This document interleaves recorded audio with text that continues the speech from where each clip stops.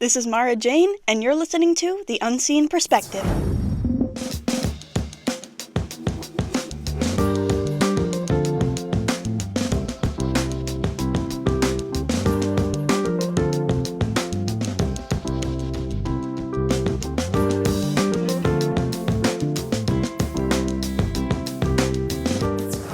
Hello, everybody, and welcome back to The Unseen Perspective.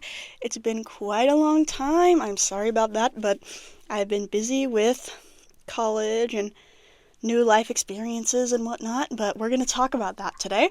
So, if you're just joining us, my name is Mara Jane, and I am visually impaired. So, I can't see at all out of my right eye, but I have a little bit of vision in my left eye, but it's not very good. So I have 2200 vision, which is about 10 times worse than average, theoretically. So I can see, but if it comes to like long distances or small print, yeah, I'm not your gal. Um, but I also don't have very good depth perception or peripheral vision, which has perks as well as drawbacks. So obviously I can't drive or do anything like that, and sometimes it's hard to judge how large something is or how far something is away from me. But it has allowed me to have a certain advantage when it comes to things like drawing, because some artists, have to close one of their eyes when they're drawing in order to get a better image and draw better, but I just have that naturally, so that's good, I guess. But let's see. So I'm a cancer survivor, so I had a rare form of eye cancer called bilateral retinoblastoma. So that's retinoblastoma on both sides of my body, in both my eyes in this case. So that obviously was what made me blind, as well as the treatment, and that all of that experience left me with various other health issues as well, such as high frequency hearing loss, which makes it hard for me to understand people when there's background noise, hypothyroidism, some really wonky looking teeth that I had to get fixed, so just stuff like that. Most of it's been minor, even though I do have to see a lot of medical specialists because I have a lot of things that need to be checked up on. Ultimately, the doctors are just making sure that I'm okay and that the cancer hasn't come back or anything like that. So, since I had cancer already, I'm at a higher predisposition for, a secondary cancer. So I have to be really careful about putting on sunscreen so as to avoid skin cancer. And when I get x-rays, I have to cover up my neck where I got radiation before so I don't get thyroid cancer, something like that. Just little things like that to guard against further issues. But my visual impairment is the most prominent, and I'm sorry for people who know me or have been listening. It's kind of redundant, but for those of you who are just joining us, or in case you forgot in the past several months, there you go, there's the lowdown. So, I just turned 19. How exciting. So I'm in my first year of college at Kansas State University, which has been a very interesting experience, both relating to and not relating to my blindness. So today we're kind of just going to talk about the college experience as a blind person. And remember, all of this stuff is relative to the person, but we do share some common struggles and even triumphs. But like snowflakes, each blind person, like every person in general, is different, and they're going to have different experiences, even if there are some similarities among them. So this is just my experience. So, like I said, I'm in my first year of college at K-State, and it started off really great. I was excited to be, in a new place, meeting new people, doing new things. And I've been looking forward to college for a long time now because high school wasn't really the best experience, and neither was middle school. So pretty much as long as I can remember, I've been the only blind person within my academic community. So I think all the way back to elementary school, and even before that, I've been the only blind student, or the only significantly visually impaired student, the only legally blind student in my student body. So as time has gone on, that's grown bigger and bigger. So in elementary school, my student body was about 600 people. And then in middle school, it grew to 900 people, and then close to 1,000 people in high school. And now it's like 20,000 people. So that's quite a big shift, even though it has been growing. But a commonality between everything, all of the student bodies, is that they are all sighted. Literally every single person here at K-State besides me is sighted. And thank God, next year, my best friend Mary, who's also visually impaired, is coming here. So I'll have another visually impaired person to interact with, VIP, if you will. But for now, I am literally the only blind person on campus. And I researched this, I looked this up with the Student Access Center. So unless someone is hiding their disability, that's fact-checked. So it can be pretty lonesome, for lack of a better term. Oh my gosh. But I mean, it's kind of cool as well because, I was already in a unique position, but now I'm in a really unique position. And that gives me the opportunity to educate people, which is what this podcast is for. And I enjoy doing that, and I enjoy people's response to that. So it is a good thing, even though it can be pretty demeaning from my perspective in my day-to-day life. So why is it so isolating, so sucky feeling? Well, being the only person on campus with such a fundamentally difference, oh my gosh, how do I word this? Such a fundamental difference in my body and in the way I do things from everyone else around me. It's just hard to connect with people and relate with people on a deep level because you don't have that shared experience. It's not impossible, it's just a lot different than trying to connect with another blind person like I would at the Kansas State School for the Blind or Envision or somewhere where everyone else, or at least some other people, have a visual impairment. But when everyone is sighted around you, you just feel like the black sheep.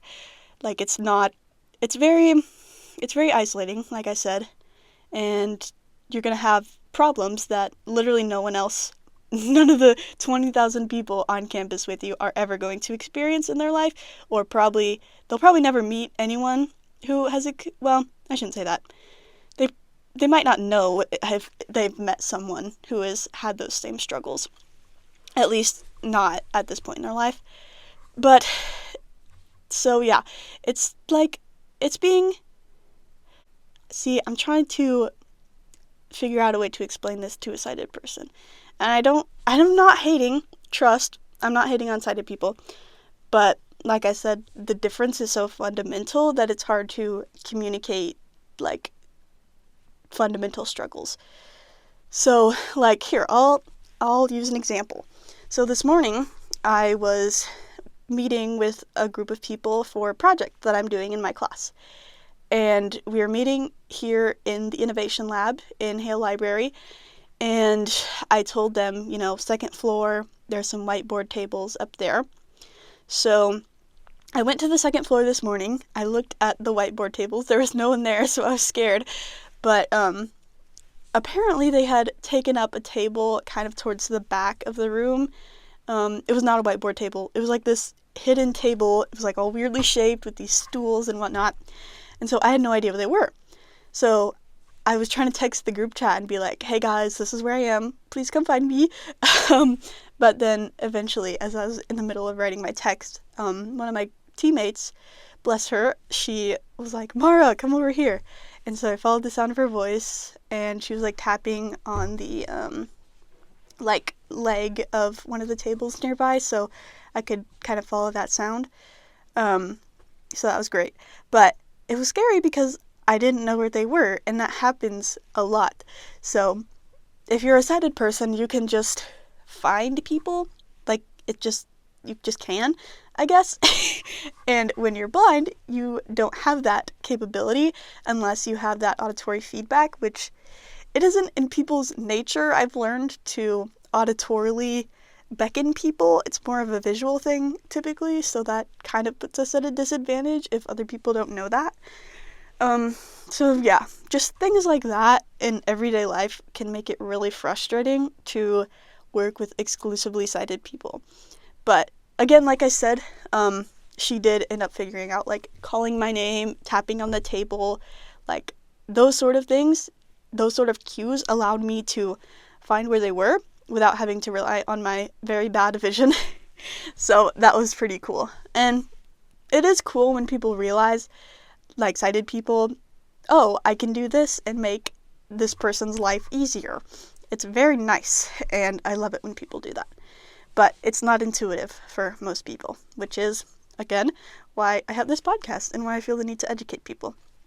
But yeah, college is quite the adventure for anyone, sighted or blind, and it's been a lot of ups and downs for me, quite a roller coaster academically and socially, and just in every regard. So, let's see. I'll talk about some of my accommodations. So, here they have what's called the Student Access Center, and so you meet with these people and they help you to get accommodations in your classes and with test taking and all that. And they are super awesome. They're super nice. I love them so much.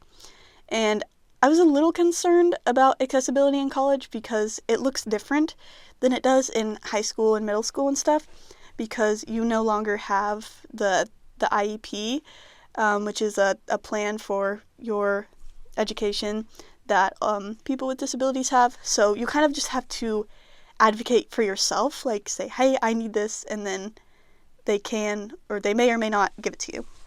So I was a little concerned because it's all pretty up in the air, but here they have a pretty good system, which was a huge relief. And like I said, the staff are super awesome. So this year, some accommodations I've used, I've taken most of my tests, unless they're online, in the testing center, which is a place that you can go where it's quiet, there's not very many people there, and you can get whatever accommodations you need, whether it be extended time or having your test on the computer. I brought my magnifier. They didn't provide that, but that was fine. So it was really nice to be able to go there and have a quieter, more private testing area where I had the print enlarged and all that. And so basically you just schedule a time. It's really easy. You go on the website, you schedule a time. I usually try to schedule all my exams for the semester like at the beginning of the semester, so that way I don't have to worry about it later. But this semester I haven't really had very many tests that weren't online, which has been nice, but it's really nice. So you just schedule the exam.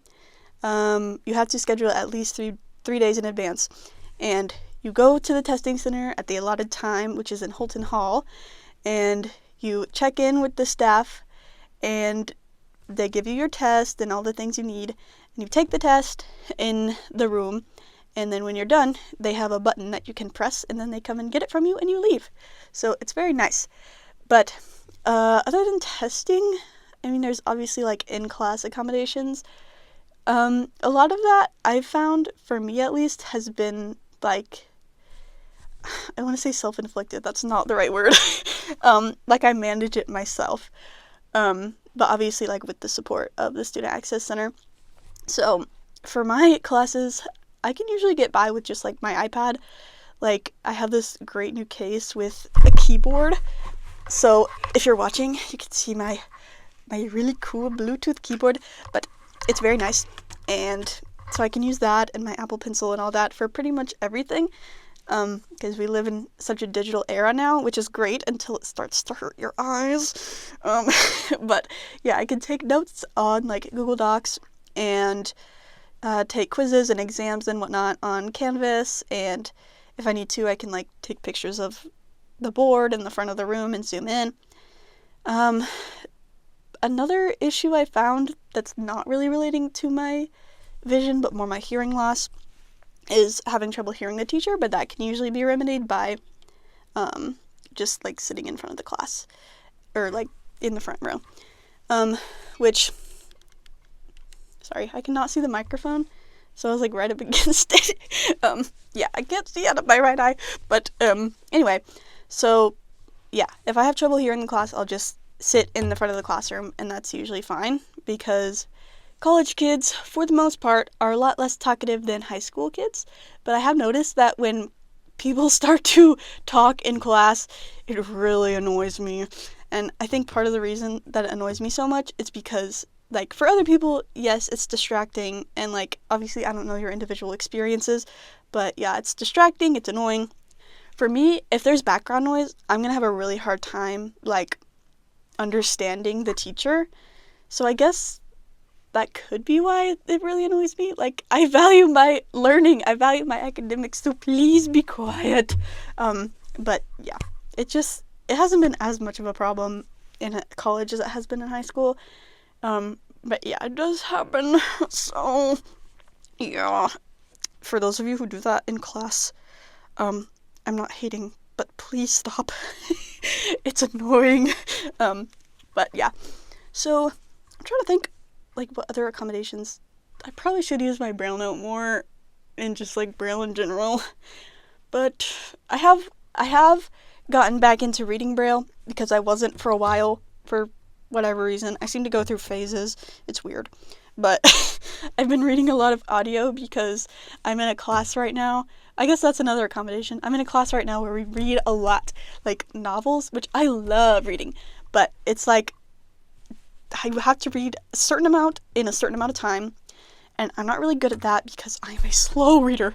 So, but thank goodness for audiobooks. Like, I can understand it when it's going fast because, you know, I've used like text to speech, screen readers and all that, like at faster speeds, and so I can understand it and I can still enjoy it and absorb the information when it's faster.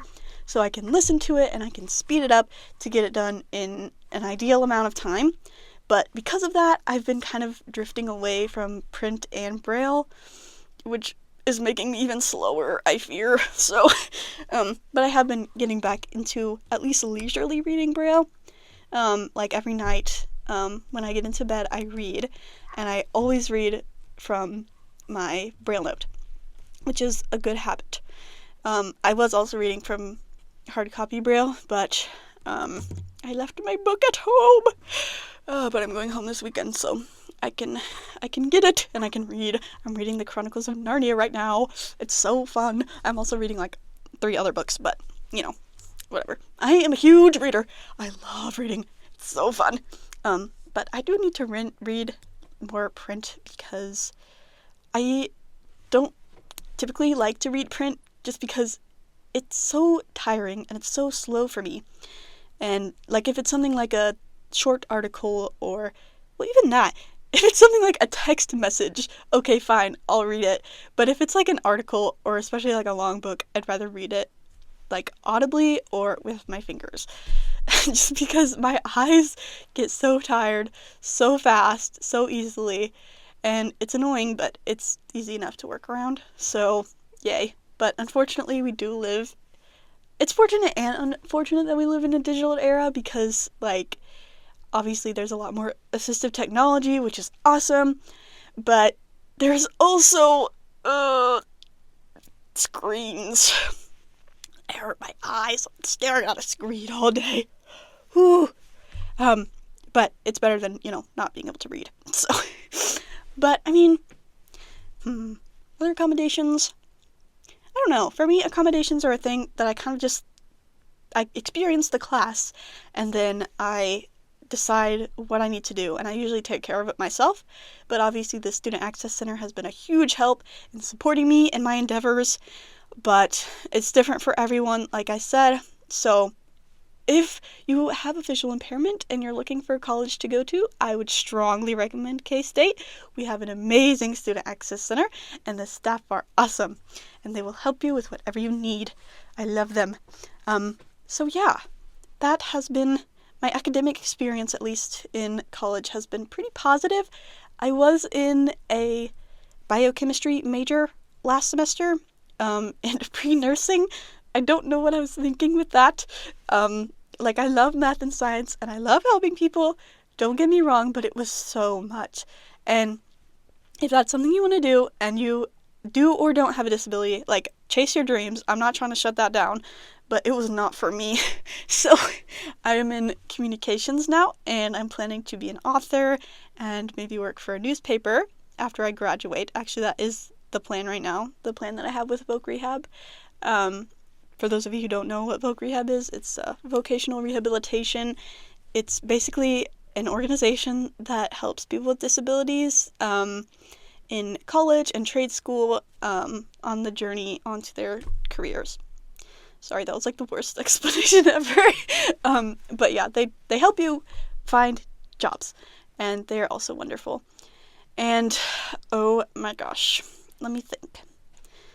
College as a blind person.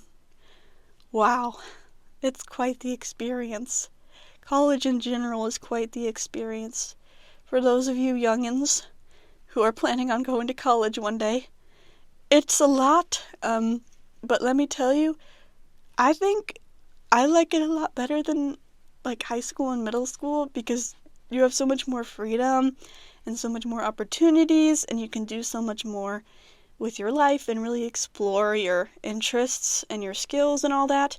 Like me, personally, so I have I don't know what that hand motion was, but I have an interest in filmmaking, is what I was trying to say. But I have an interest in filmmaking, so I am going to rent out some of the equipment here in the Innovation Lab. You can do that. It's so cool. But I'm going to rent out some equipment, kind of teach myself how to use it, and get more well-versed in video cameras and microphones and that sort of thing, and see how much it piques my interests. That's what you're supposed to be doing in college, is trying out new things.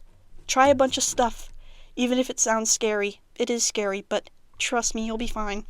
So try out a bunch of stuff. See what you like, see what you don't like, see what fulfills you. See what doesn't fulfill you. Drop the negative stuff and keep the positive stuff. This is how you find your job. And I'm speaking about this like I'm an expert. I am not. That's just my advice as a first-year college student. But yeah, I need to try out more things. I am trying things, though, like that. See, that's a thing. And I'm also doing the women's group at St. Isidore's, which has been really fun, even though I've only been to one meeting. But there's another one tomorrow at 6:30 in the morning. And I'm not a morning person, but it's worth it because it's so fun. We listen to presentations, and then we talk about them. Oh, and we get breakfast.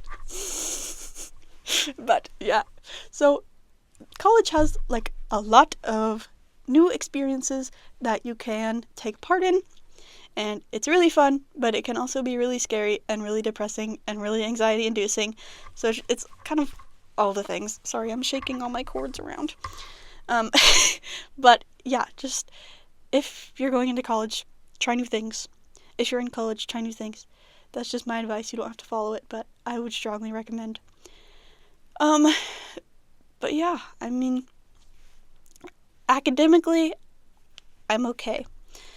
Socially, but that doesn't all have to do with my blindness either. I mean, like, no matter what level of ability you have or whatever, you're going to have problems in your life. And the best advice I can give about dealing with problems, no matter, like, emotional problems specifically, no matter what they are, is just trust.